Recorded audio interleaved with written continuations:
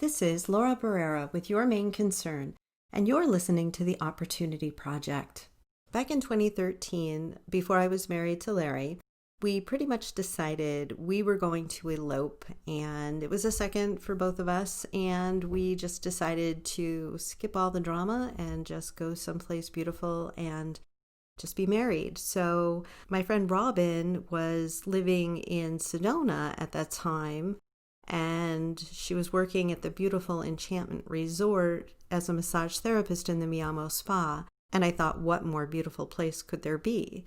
So Robin actually helped us get our wedding set up there. And now years later, she and I have grown to be really close friends.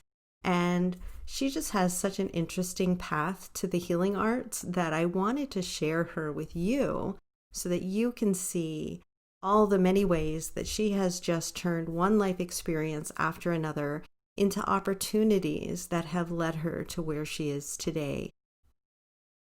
Robin Ixchel Petersen is a certified practitioner in the body code and the emotion code. She is also a Usui and Karuna Reiki Master Energy Healer. Originally from Woodstock, New York, Robin's interest in the healing arts began at the age of 4, when the 1969 Woodstock Music Festival brought people from many diverse walks of life into her world. The age of Aquarius was the perfect combination of art, music, and spirituality, and it gave Robin the opportunity to explore those realms without judgment. After high school, Robin found herself immersed in the world of rock and roll when she fell in love with a musician recording with his band at the Bearsville Recording Studio. The mid to late 80s were filled with exciting adventures that involved going to 80s hair band concerts, meeting the artists, and hanging out backstage. Although the music ended for them in the late 90s, Robin kept on dancing to her own beat. Many transformations later, she had experienced so much heartache and loss and was still searching for a piece of the healing puzzle that she felt she was missing. She eventually found that answer in the Red Rocks of Sedona, where she was introduced to the body code and the emotion code modality of healing through the removal of trapped emotions. And now she is certified in that same modality so she can help others. Hi, Robin. Welcome. Hi, Laura. How are you today? I'm good. It's a beautiful day in Sedona. Oh, I bet it is. I love it there. How did you find yourself living and working in Sedona? And what exactly do you do there? Like many people who have found their way to Sedona, there was actually a book called The Call to Sedona, or The Call of Sedona. Sedona has a way of calling people in. I originally showed up in 2008 on a hiking trip with friends, and that led me to a Reiki teaching program. And when I came back from that trip, I knew I wanted to come back again, but I ended up moving to Colorado. And while I was in Colorado, I took another Reiki course in Sedona. And when I came back from that one, I was so excited about it that I was sharing this with a client of mine, and she kept asking me more about Reiki and asked me to come to her home and do a session for her. And when I got done, she looked at me and she said, "Robin, you belong in Sedona." And I said, "Well, that's great, but I just moved here, and but I'm not really happy here." And she said, "No, you belong in Sedona and I can help you." And she made a phone call, and the next thing I know, I was going on an interview for Mi Amo Spa at Enchantment Resort. And about 9 months later, I found myself living in Sedona, working in Sedona, and it was the last thing that I thought was going to happen, but it's been the best thing. And it led me on this path of energetic healing, which now I do something called the body code and the emotion code. And I do that remotely from my home, but I also do see people on occasion in the area. Most of my work is done through video chat because it still gives you that personal feel. the people feel connected and they understand what it is that I'm doing.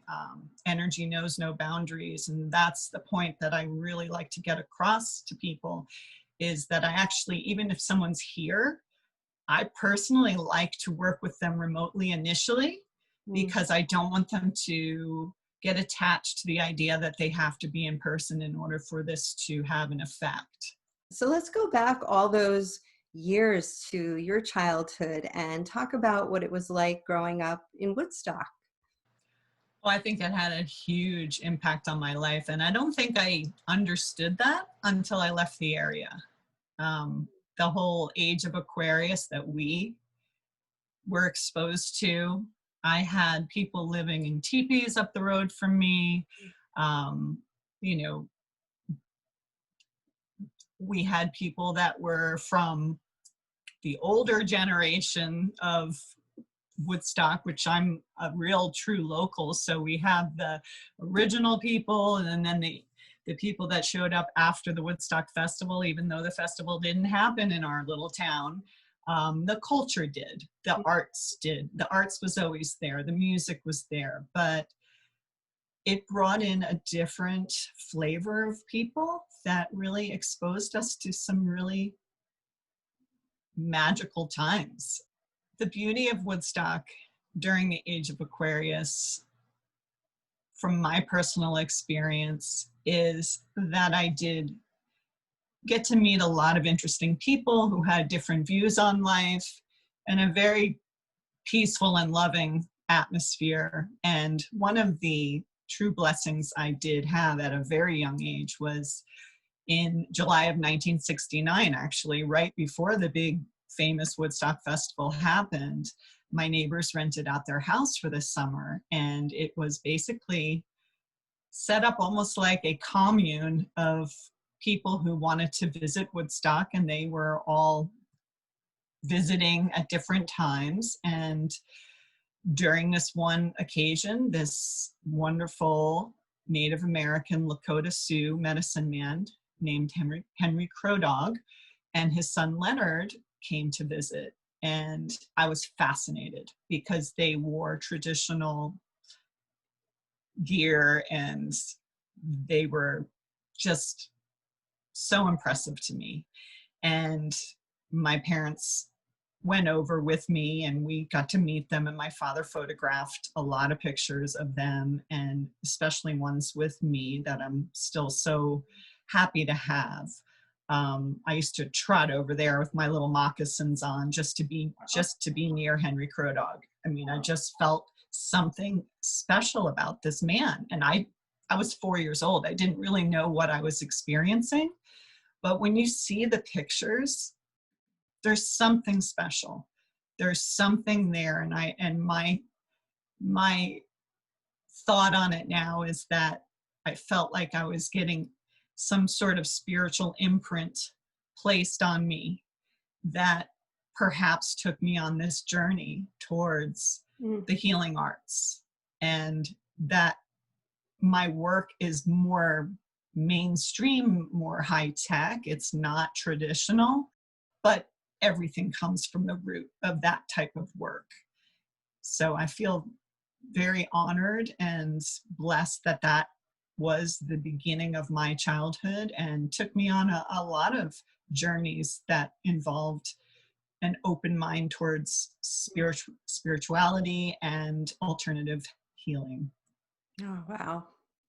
What an amazing opportunity for a young child to have, and for you to recognize over time the effect that that was having on you. And it's just very touching. Woodstock has always been a really eclectic place. And obviously, as you mentioned, the festival, music plays a really big part in the town's identity. So tell us a little bit about your experience with the music culture of Woodstock.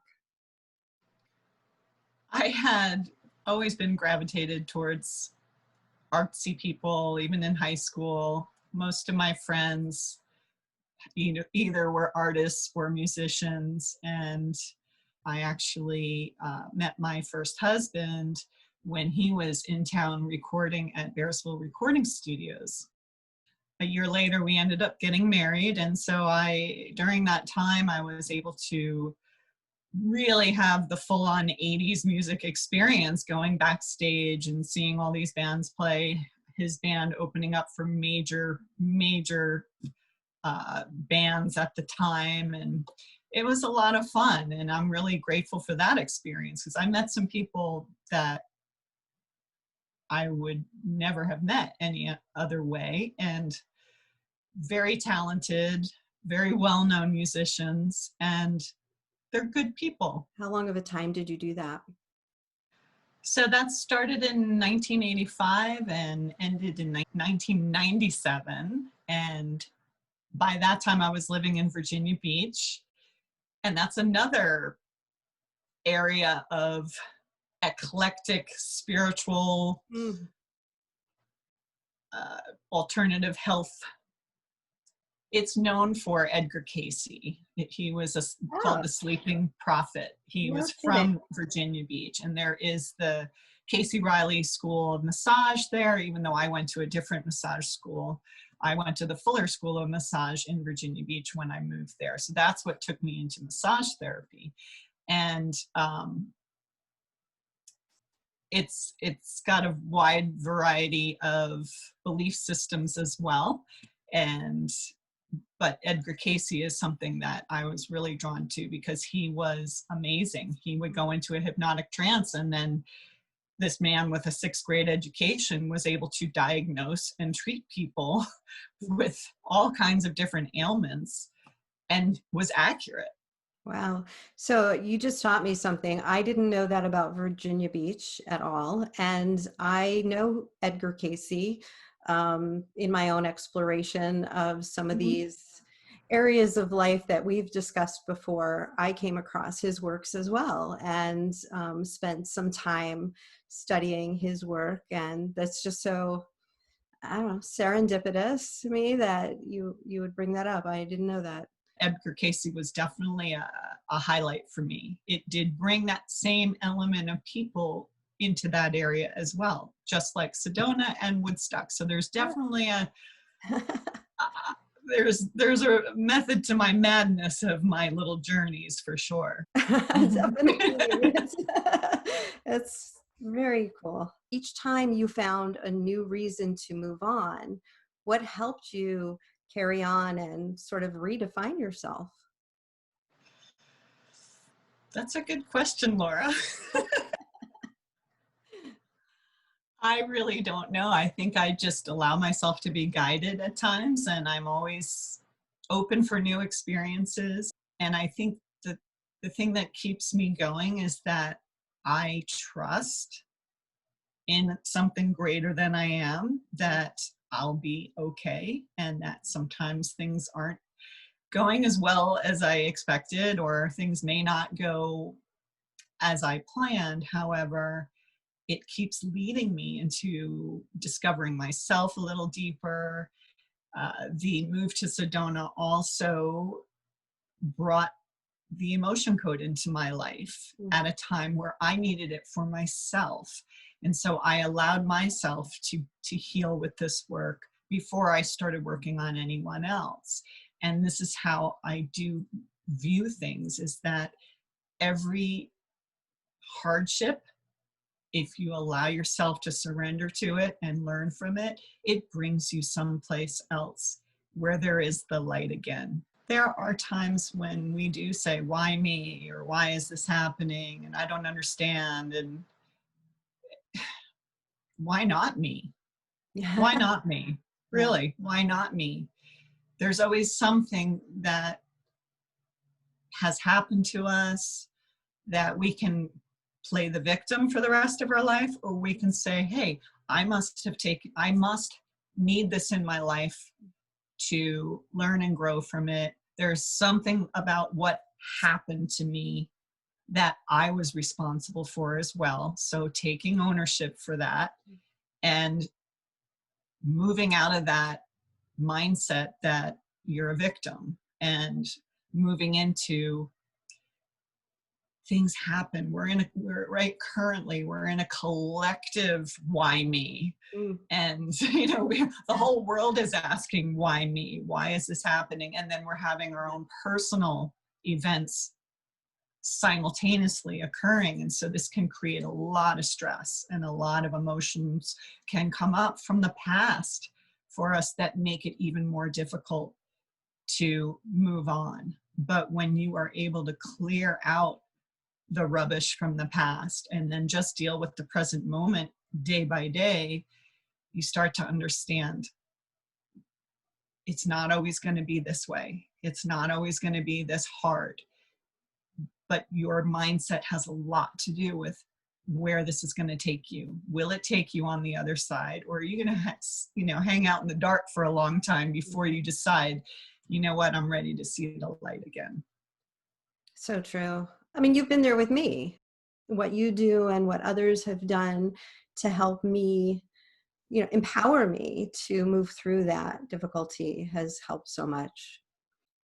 Back in 2013, you were just getting your certification in the emotion code. And that's when I started having my sessions with you. And then subsequently, you certified in the body code as well. I've continued to benefit from that work. And I've even had you work with members of my family to help them as well. So tell us about this practice and how it works. The emotion code and the body code is a technique that was created by Dr. Bradley Nelson, who was and is a chiropractor, kinesiologist, who created this program for anyone to be able to learn and use. It is using a program that is an app and muscle testing, intuition. I get someone's permission to tap into their energy. I use muscle testing on myself to get yes or no answers, and then I'm guided through this program to target and release energetic imbalances in the mind, body, and spirit. It always takes me to some sort of trapped emotion in the body. When those trapped emotions keep building up, that's when we can become triggered emotionally by current events, where you may find yourself wanting to know, why do I get so angry when I hear this word, or I see something that reminds me of something from my childhood, or from, a past event that was a really difficult time in my life. When you have these trapped emotions from the past, it's like bringing the past into the present moment when you experience something familiar again. So by clearing out these energetic imbalances from the past, you're able to respond instead of react to what is occurring at the moment. We are still going to have challenges in our life. We're still going to have those times that are difficult. However, when you are moving away from the old baggage, you're eliminating that weight off your shoulders, and you're just able to deal with what's happening here and now, you will find you will become more resilient. You will recover faster from whatever trigger may occur during this time. And that has been the biggest response I've gotten from my clients, is they feel lighter and happier once they start working with this modality. And they do notice they recover faster from anything that's troubling them. Yeah, I can attest to that. I've had, I don't know how many sessions with you, dozens over the years, and it's true. It's true. And just to mention, Robin, you don't even have to buy into that this works for it to work, correct? Right. All I ask is that you have an open mind and an open heart. I cannot work on someone who's like, stay away from me. You have to at least say, okay, I'll let you give this a try, because it is something that I work on animals with this. Animals don't understand a placebo effect. So what I find is that the more you become open to it and the more you work with it, the better understanding you have of, I create space for you. Your job is to keep it clean. If you want to keep living in that story, whatever story it is, you will keep inviting in the same thing in your life so that you can remain in that story. That's not the idea. The idea is to collaborate with my clients to say, okay, here's what I can do, but this is your homework. You need to keep this space clean by, now you have this freedom. You have this freedom to move into a whole new life. And the beauty of this work is it can help with relationships. It can help with abundance. It can help with discomforts in the body. It can help with emotions that have never been resolved. You know, it can help with your career. There's really nothing it really can't deal with as far as whatever is happening in your life at the time, whatever the focus is, we can look into it. And there are even tough issues that I work with where if somebody said, oh, this has been an issue with me for years, well, then we find out, well, why? And is there an underlying cause for that? Is there a secondary gain for having this problem? And, oh, perhaps you actually get something out of it by staying stuck in this little pattern that you're in. So there's so many ways this modality can assist people. But again, it's a collaboration. I need my clients to work with me and that's who I attract as well, because they know there are already people who are caregivers. They're used to giving and giving and giving, and they're finally realizing, hey, I need to do something for myself. There are people who love to work on improving their lives. Those are my clients, and I'm so grateful for them because they recognize, hey, I need assistance. And I know that Robin's not waving a magic wand. She's just helping me help myself. I've wanted to interrupt you so many times as you said that, because every time you say something, I'm like, oh, wait, but I know this. This is so true. There are limits to what I could achieve because of what was going on in my head, and in my head connected to my body. It's all interrelated. And therefore, as you removed things that were trapped within me, it cleared a way for me to move forward that I truly believe I never would have achieved without that additional help. Getting inside what's happening in the body, getting inside what's happening in the subconscious mind. There's so much to that if people really want to improve, they, look at it holistically. Absolutely. And you're right. That's basically what I'm doing is I'm tapping into the subconscious mind, and then I'm presenting these things to the conscious mind, and we are releasing them together. So it's almost like a hard drive. You're like a hard drive, and I'm going in and I'm taking out the trash, clearing out the cookies, really giving you a clean slate to work with. And the good news is energy medicine is really starting to become something that science is well aware of and supportive of. The medical community is becoming way more supportive of this work because they're seeing a difference. They're seeing a difference in their patients. And it is considered a complementary therapy for a reason. It's not to say, oh, someone's lying on the road, they just fell off their bicycle, that I'm going to be like, oh, here, let me find a trapped emotion and I'll clean it up. No, you still need medical attention. This is definitely not to replace anything. It's complementary to assist people in helping themselves. So another thing I wanted to ask you about, Robin, is that, there are people who are maybe afraid to visit the past and what has trapped inside of them, causing them grief today, and may not want to talk to you about those elements of their past. So tell me a little bit about how you handle that, because from experience, I know what's required here. That's the beauty of this work. This is probably one of my favorite parts. I don't need to know the story. You don't need to talk about it. There are going to be some things that come through that you won't have a clue about, because it may have happened when you were 12 months old.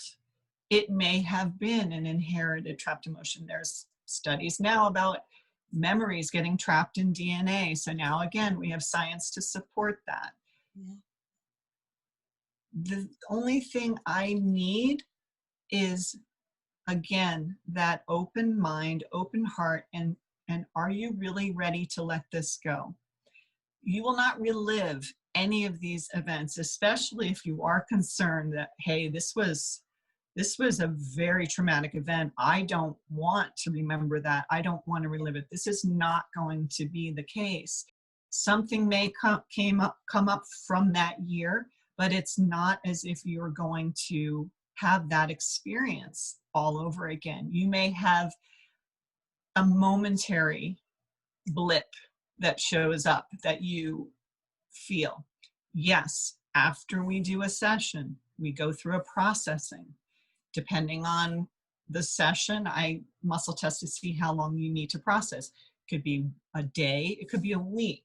During that time, you still can function. However, you may feel the processing symptoms. You may feel emotional. You may feel tired. Most people do feel a little tired, and I encourage them to take a nap, drink a lot of water, do some self-care afterwards, because even though you're just sitting there, you feel it. You feel it energetically. You feel that release. So the processing is just there to encourage you to nurture yourself during that time. Feel whatever comes through, but you won't relive anything. You're just feeling what needs to be felt. You can journal about it. You can talk about it if you choose to. I'm very open with my clients. I say, this is a safe space. If you feel it will help to talk about what just came up, you're free to do so. But if you don't, I have some clients that I've never ever spoken to. I do email sessions with them. I look at their picture, I tap into their energy, and I clear out what needs to be clear, and I send them an email with my notes, and I explain things. And that actually was how I actually started to really believe in this work, when I saw what was happening to my clients when they gave me feedback, picking up on things that that they didn't even discuss with me. Yeah. And yet I was able to tune into that and clear it for them. It's been so beneficial for me, and you've helped my family as well. So I highly recommend what you do to others. You've already shared so many great opportunities that you've had in your life, Robin, but I always like to ask the specific question. Is there a unique opportunity that you can recall that you might like to share with us?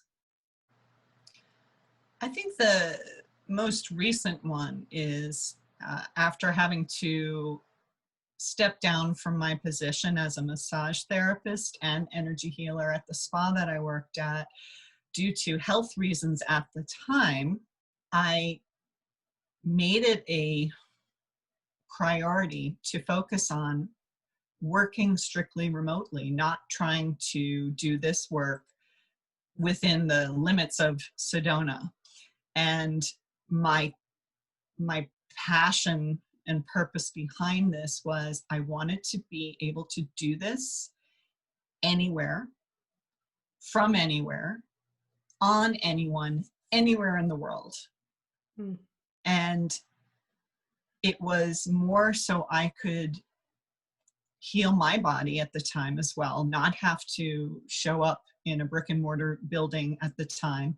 Since then, my body has healed. However, my love for this ability to just do this anywhere, from anywhere, is still very, it's still a big priority in my life. And as an example, I was attending a conference in Las Vegas a few years ago, and I was able to schedule a session with someone who was in Japan. And I thought, now how cool is that?